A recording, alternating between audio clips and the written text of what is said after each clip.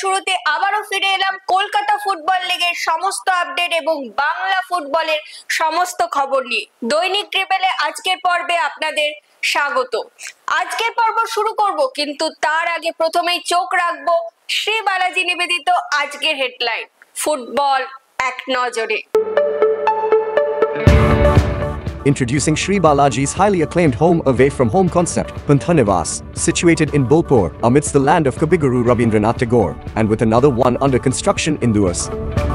We are expanding our presence to Digha, Puri, and Ratchak. We are pleased to present luxury apartments and bungalows at an introductory offer price. In Bolpur, prices start from 21 lakhs onwards, while in Duas, prices start from 15 lakhs onwards. Sri Balaji, build with trust.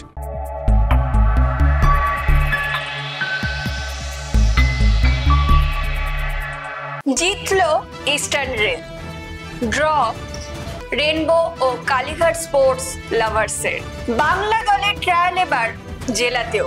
If এর governing বডির নির্বাচন। চলে আসি এবার বিস্তারিত খবরে। Premier ডিভিশনে eastern rail sports club 1-0 গোলে হারালো ক্যালকাটা কাস্টমস ক্লাবকে। সোমবার কল্যাণী স্টেডিয়ামে ইস্টার্ন রেলের পক্ষে পেনাল্টি থেকে জয়সূচক গোল করেন স্বরূপ সরকার। অন্যদিকে নৈহাটি স্টেডিয়ামে অ্যাসোস রেনবো এসি ও কালীঘাট স্পোর্টস লাভার্স অ্যাসোসিয়েশনের খেলাটি 1-1 গোলে শেষ হয়। রেনবো রায়ান সিং এর গোলে এগিয়ে গেলেও খেলার শেষ মুহূর্তে কালীঘাটের মিংমা সমতা ফেরান।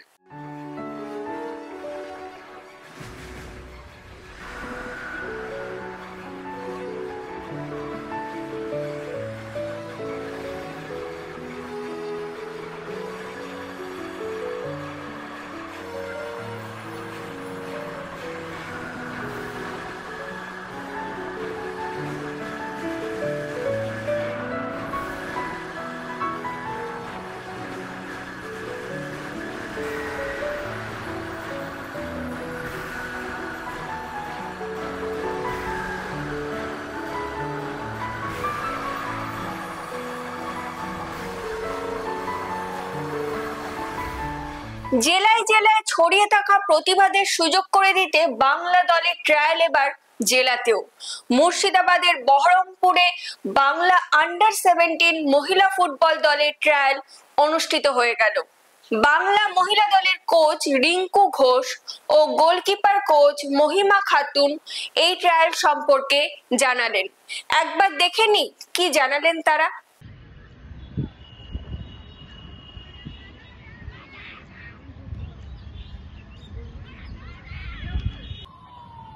আমি রিঙ্কু ঘোষ, বর্তমান আইএফএ থেকে আমাকে জুনিয়র ন্যাশনালের হেড কোচ করেছেন, তো তারা আমাদের দায়িত্ব দিয়েছেন। সুতরাং সেই জন্য আমরা আইএফএও এমনি হাত বাড়িয়ে দিয়েছেন, যেহেতু আমাদের গ্রাম বাংলার মেয়েরা অনেক দূরে থাকে, যেমন ডুয়ার্স, দার্জিলিং, জলপাইগুড়ি, কুচবিহার, ওরা আসতে পারে না। তাই জন্য আমাদের বহরমপুরে একটা আবাসিক 2 দিনের ক্যাম্প চলছে এটা। তো আমরা আজকে ফার্স্ট ডে, তো আমরা এখানে এসে নতুন একটা অনুভব করলাম যে মহিলা ফুটবলে এত মেয়ে খেলতে পারে।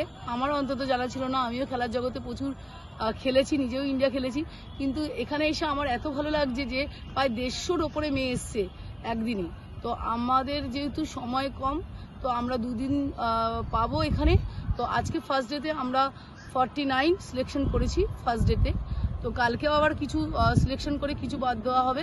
তারপর আমরা কলকাতায় একটা আবাসিক 2 দিন ক্যাম্প হবে, তারপর একটা আবাসিক ক্যাম্প করা হবে।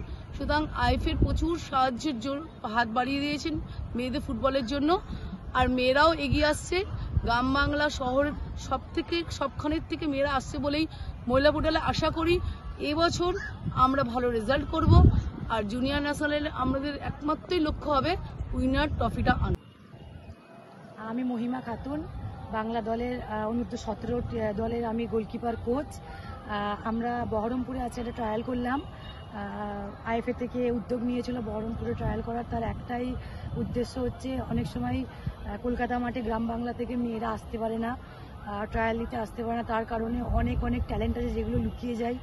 সো আইএফএ থেকে এই উদ্যোগটা নিয়েছে, খুব ভালো হয়েছে। যাতে আমরা আজকে অনেক মেয়ে দেখতে পেলাম যাদের মধ্যে অনেক ট্যালেন্ট আছে। সো কিছু কিছু মেয়ে আমরা বেছে নিয়েছি। নেক্সট ট্রায়ালেও আমরা আরও বেস্ট যারা তাদেরকে বেছে নেব। দেন আমরা কলকাতাতে আবার ট্রায়াল করব, সেখানে আরও কিছু ট্যালেন্ট বেছে নেব, নিয়ে রেসিডেন্সিয়াল ক্যাম্প করে আমরা বেঙ্গল টিম তৈরি করব। আশা করব টিম ভালোভাবে তৈরি হবে, টিম ভালোভাবে প্রিপেয়ার হবে, কারণ অনেক বছর হয়ে গেছে বেঙ্গল ট্রফি নিয়ে আসেনি। সো আমরা চেষ্টা করব আমাদের হাত ধরে যাতে ট্রফি আসে, তার জন্য 100% নিজেদের দক্ষতা দেখিয়ে নিজেদেরকে চেষ্টা করব। সবাই ভালো খেলুক, সবাই নিজেদের ভালো বেস্ট দিক। আইএফ এর গভর্নিং বডির নির্বাচন অনুষ্ঠিত হয়ে গেল সোমবার। আইএফএ দপ্তরে নবনির্বাচিত গভর্নিং বডিতে যেমন বিভিন্ন ডিভিশনের প্রতিনিধিরাও রয়েছেন, তেমনি জেলা ক্রীড়া সংস্থার প্রতিনিধিরাও রয়েছেন। সোমবার তৃতীয় ডিভিশনের ছিল 5টি ম্যাচ। আসুন দেখে নি কি হলো সেই ম্যাচগুলিতে। তৃতীয় ডিভিশনের খেলায় আরিয়াদহ স্পোর্টিং ক্লাবের মাঠে টাউন ক্লাব 4-1 গোলে হারিয়েছে বেতর স্পোর্টিং ক্লাবকে। টাউন ক্লাবের হয়ে বিরসা মান্ডি জোড়া গোল করেন, বাকি দুটি গোল করেন কুন্তল বাগ ও অঙ্কিত মজুমদার। বেতরের হয়ে একমাত্র গোলটি করেন অয়ন শেখ। বিধাননগর 2 মাঠে বার্নপুর ইউনাইটেড ও জেফা যাদবপুর অ্যাসোসিয়েশনের খেলাটি 2-2 গোলে শেষ হয়। বার্নপুরের হয়ে পল্লব সুর ও গোপাল বাউরি, যাদবপুরের হয়ে গোল করেন সুকান্ত সর্দার ও সঞ্জু জানা। গয়েশপুরে বালি প্রতিভা ক্লাব 1-0 গোলে বাটা এসসি কে হারায়।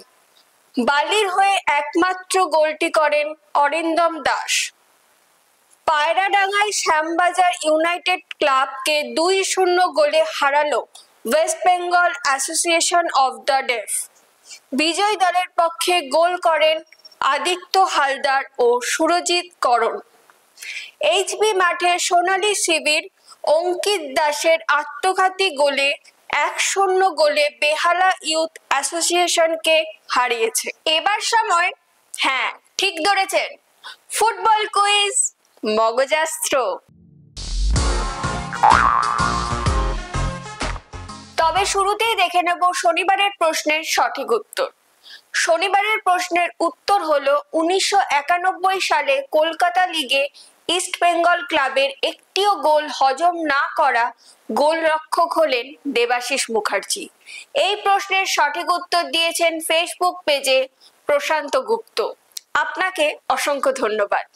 এবার আসা যাক আজকের প্রশ্নে। ভারতীয় ফুটবল দলের নতুন কোচ হয়েছেন মানালো মার্কুয়েজ। ভারতীয় ফুটবল দলের বিদেশি কোচ নতুন কোনো ঘটনা নয়। আজ থেকে প্রায় 70 বছর আগে ভারতীয় ফুটবল দলের কোচ রহিম সাহেবের সহকারী হিসাবে এসেছিলেন এক বিদেশি কোচ। হোক না সহকারী, তবুও তিনি ভারতীয় ফুটবল দলের প্রথম বিদেশি কোচ। আমাদের আজকের প্রশ্ন হলো, সেই ভারতীয় ফুটবল দলের প্রথম বিদেশি কোচ কে ছিলেন? উত্তরটা যদি জানা থাকে তাহলে আর দেরি করবেন না, লিখে ফেলুন কমেন্টের মাধ্যমে। আমাদের এই ভিডিওটি যদি ভালো লাগে তাহলে শেয়ার করে দিন, আমাদের ফেসবুক পেজটিকে ফলো করে দিন। বাংলা ফুটবলের এরকম আরো খবর জানার জন্য আমাদের ইউটিউব চ্যানেলটিকে সাবস্ক্রাইব করে বেল আইকনটি প্রেস করে দিন। আমাদের এই ভিডিওটি যদি ভালো লাগে তাহলে শেয়ার করে দিন, আমাদের ফেসবুক পেজটিকে ফলো করে দিন। বাংলা ফুটবলের এরকম আরো খবর জানার জন্য আমাদের ইউটিউব চ্যানেলটিকে সাবস্ক্রাইব করে বেল আইকনটি প্রেস করে দিন।